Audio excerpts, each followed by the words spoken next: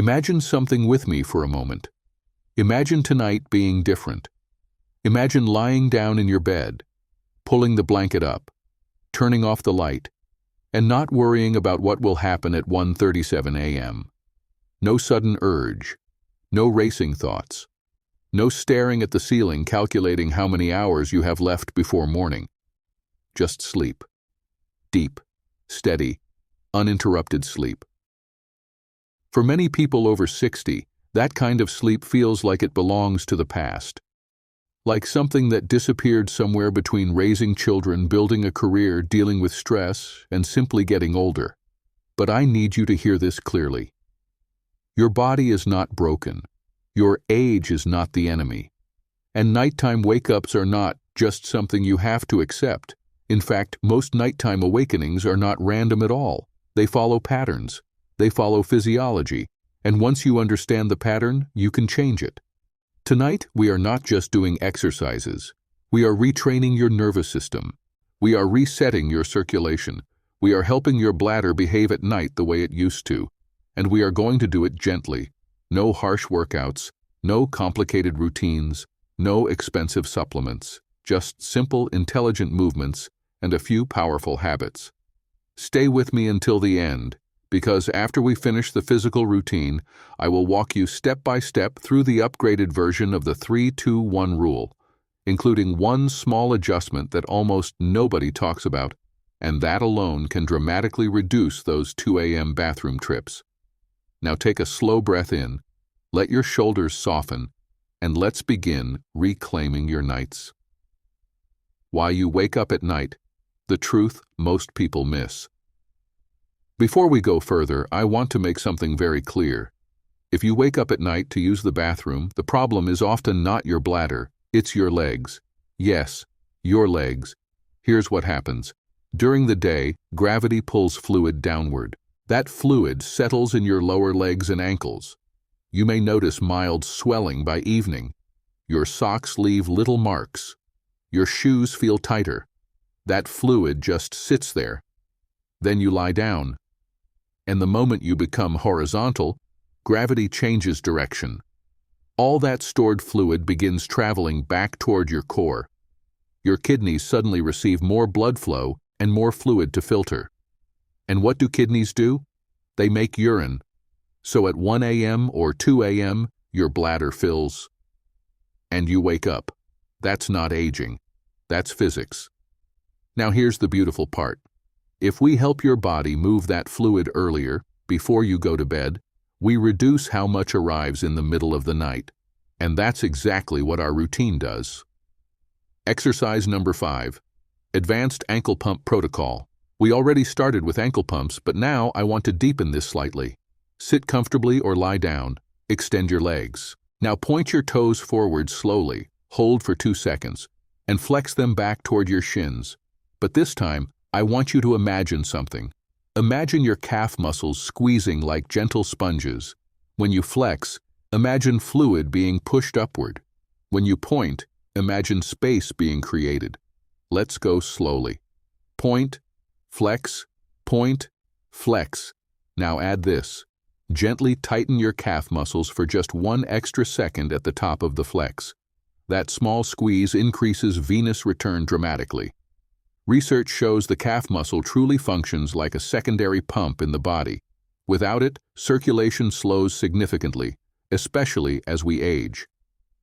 Keep breathing. Inhale as you point.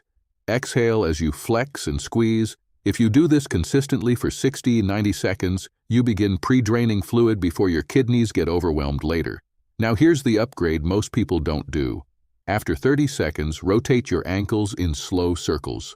Clockwise for 10, counterclockwise for 10. This activates small stabilizing muscles that also assist circulation. Keep your jaw relaxed, keep your breathing slow. You are already setting your body up for a quieter night. Exercise number 4. The lower back decompression hug, enhanced. Now lie on your back. Bring one knee gently toward your chest. But instead of simply pulling, I want you to rock slightly side to side. Tiny movements. This massages the small spinal joints in the lower back. As we age, those joints stiffen. And stiffness in the lumbar spine increases sympathetic nervous system tone, which keeps your body slightly alert even at night. Rock gently. Now pause and hold. Take a slow belly breath. As you exhale, imagine the muscles around your spine melting. Switch sides. Hug. Rock gently. Hold. Breathe. Now try something different. Bring both knees toward your chest, only if comfortable. Wrap your arms around them and just sway slightly left and right. This is incredibly calming for the sacral nerves, the nerves that influence bladder signaling. You are not just stretching, you are telling your nervous system, you are safe. The real reason.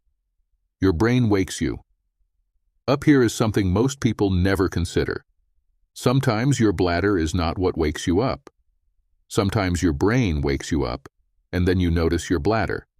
When we sleep lightly, especially in older adults, small signals become amplified. If your nervous system remains in mild alert mode, you wake more easily, and once awake, you scan your body. Oh, I guess I need to use the bathroom. So part of solving nighttime trips is deepening sleep quality itself. And that brings us to our next movement. The exercise number 3, hamstring neural glide with nervous system reset. Lie back, one foot flat on the bed. Lift the other leg. Hold behind the thigh. Extend the heel upward gently. But now, as you extend, I want you to look slightly downward toward your chest. When you bend the knee, lift your gaze slightly upward. This coordinated movement gently mobilizes the sciatic nerve and its surrounding tissues. Why does this matter? Because nerve tension in the lower back and legs can subtly increase bladder urgency signals. Extend, breathe out, relax, breathe in. Slow, controlled glides, no forcing, just smooth motion. If the leg trembles, that is simply your nervous system recalibrating. Switch sides, extend, relax, extend, relax. This is not just stretching, it is re-educating your lower body. Take another slow breath with me before we continue. You are not rushing through this. You are not trying to fix yourself. You are guiding your body back into balance. Now let's continue. Exercise number 2. Reclined butterfly, the pelvic reset. Lie comfortably on your back. Bring the soles of your feet together. Let your knees gently fall open. And this time, before you settle, place pillows under each knee. This is not about stretching deeply, it is about surrendering tension. Many people over 60 unknowingly clench their pelvic floor all day long. When you worry, when you hurry, when you feel stressed, those muscles tighten, and tight pelvic floor muscles can mimic bladder urgency. You may think you need to urinate, but sometimes it is simply muscular tension sending a false alarm. Now place one hand on your lower belly. Close your eyes. Take a slow inhale through your nose. As you exhale, imagine your pelvic floor gently dropping downward. Not pushing, not straining, just softening. Try this cue. On your exhale, quietly say to yourself, release. Again. Inhale. Exhale. Release. Stay here for at least 1 full minute. If your mind wanders, bring it back to your breath. This posture signals the parasympathetic nervous system, your rest and digest system, to take over. When that system is active, heart rate slows, muscles soften, bladder spasms reduce, sleep deepens. You are not just stretching your hips, you are retraining your nervous system. Exercise number 1. Elevated legs with deep diaphragmatic breathing, the drain and calm method. Now we combine everything.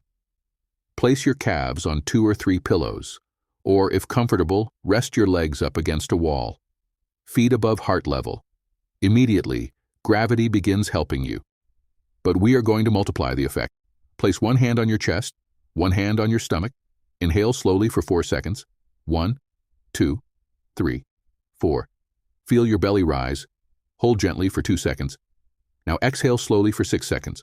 1, 2, 3, 4, 5, 6. Longer exhale than inhale. That longer exhale stimulates the vagus nerve. The vagus nerve is like a master dimmer switch for your body. When activated, it lowers blood pressure, stress hormones, nighttime awakenings. Let's repeat. Inhale for 4, hold for 2. Exhale for 6. Keep your jaw unclenched. Relax your tongue. Many people hold tension in their tongue without realizing it, and that tension keeps the brain alert. Now imagine something powerful.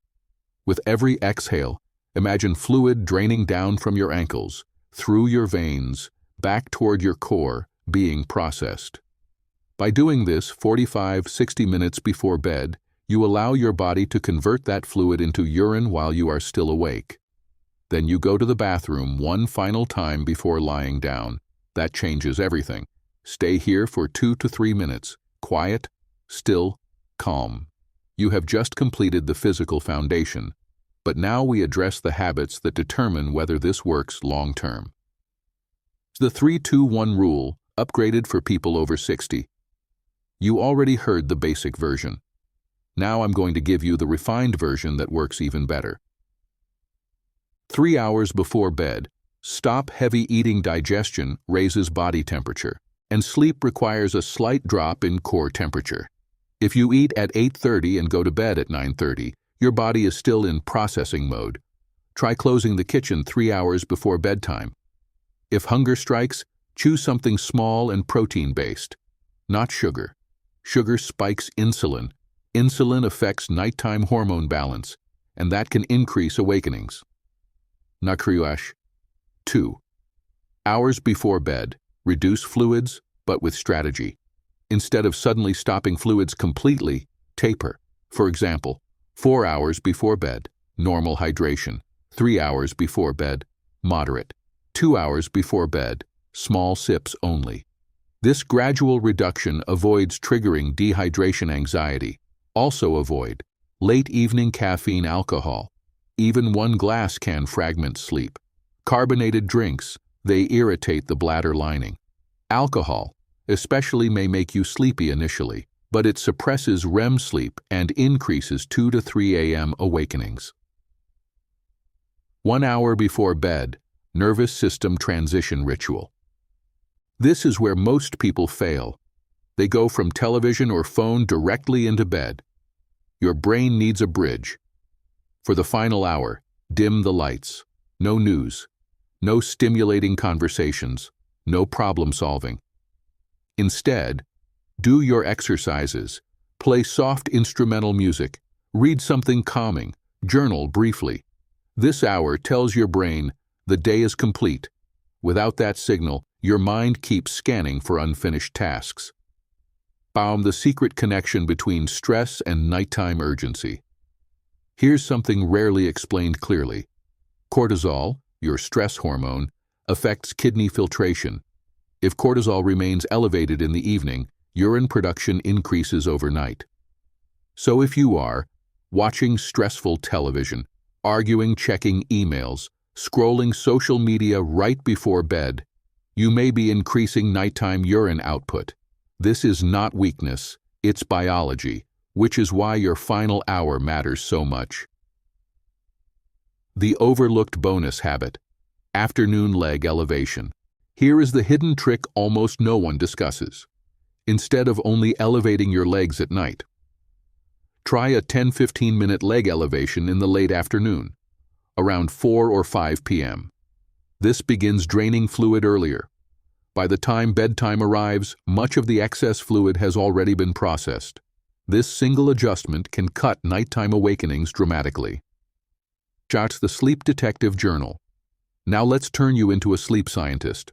Keep a simple notebook.